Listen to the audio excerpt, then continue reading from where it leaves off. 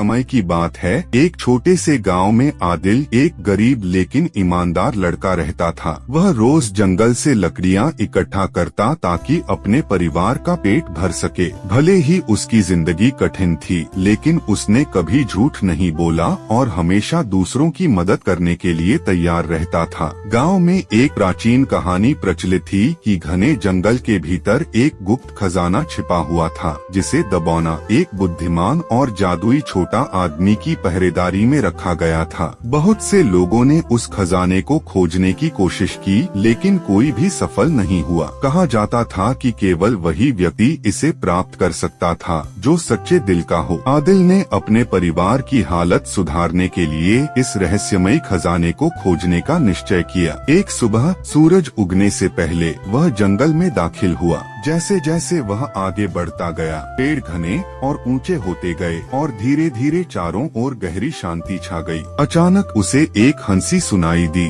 ओहो, एक और खजाने की खोज में आया है।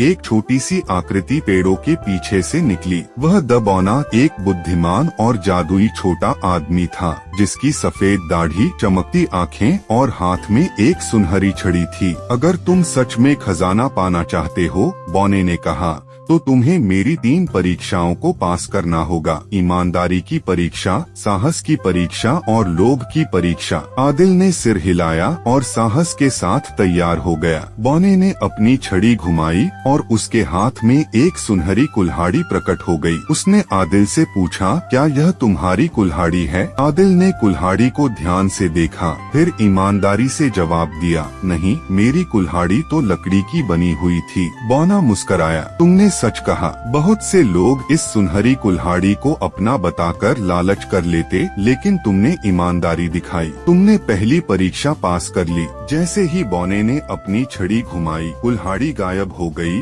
और एक सुनहरी रोशनी ने आदिल को घेर लिया। इसके बाद बौना आदिल को जंगल में एक अंधेरी गुफा के पास ले गया। यहाँ एक चमकता हुआ पत्थर रखा है, उसने कहा, इसे ले आओ, लेकिन ध्यान रखना, अंधेरे में छुपे साए तुम्हें डराने की कोशिश करेंगे। आदिल निडरता से गुफा में घुस गया। अंदर घना अंधेरा था और अजीब सी फुसफुसाहटें उसके कानों में गूंज रही थीं। अचानक लाल चमकती आंखें सामने आ गईं और एक डरावनी गरज गुफा में गूंज उठी। आदिल का दिल जोरों से धड़कने लगा, लेकिन उसने हिम्मत नहीं हारी। उसने एक लकड़ी का टुकड़ा उठाया और सावधानी से आगे बढ़ा। जैसे ही उसने चमकता हुआ पत्थर उठाया, अंधेरा गायब हो गया और गुफा की दीवारें रोशनी से भर गईं। गुफा से बाहर निकलकर आदिल ने पत्थर बौने को सौंप दिया। बौना मुस्कराया, तुमने बहादुरी दिखाई, इसलिए तुमने दूसरी परीक्षा भी पास कर ली। इसके बाद बौने ने एक चमकती हुई थैली प्रकट की जो सोने के सिक्कों से भरी थी। इसमें से जितना चाहो ले लो, बौने ने कहा, लेकिन याद रखना, लालच का परिणाम बुरा हो सकता है। आदिल ने थैली की ओर देखा।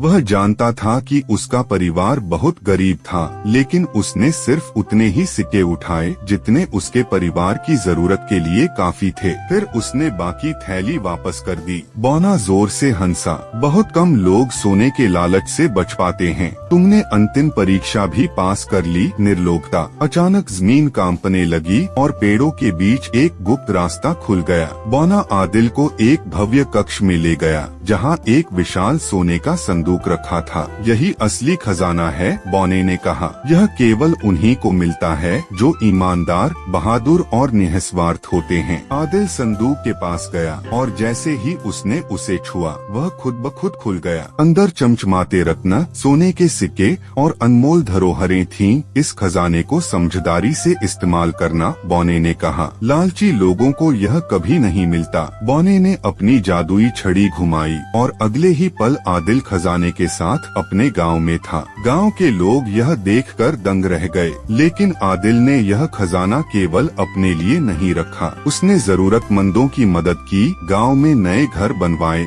और सभी के लिए सुख समृद्धि लेकर आया। बौना दूर से यह सब देख रहा था और मुस्कुराकर बोला, वह सच में योग्य था। उस दिन के बाद से गांव समृद्ध हो गया और आदिल सबका सम्मानित नेता बन गया। उसकी कहानी पीढ़ी दर पीढ़ी सुनाई जाने लगी, जिससे लोग सच्चाई, बहादुरी और दयालुता की सीख लेते रहे। कहीं दूर उस रहस्यमय जंगल में बौना अभी भी इंतजार कर रहा था किसी और सच्चे दिल वाले इंसान के आने का, जो उसकी परीक्षाओं को पास कर सके और असली खजाने का अधिकारी बन सके।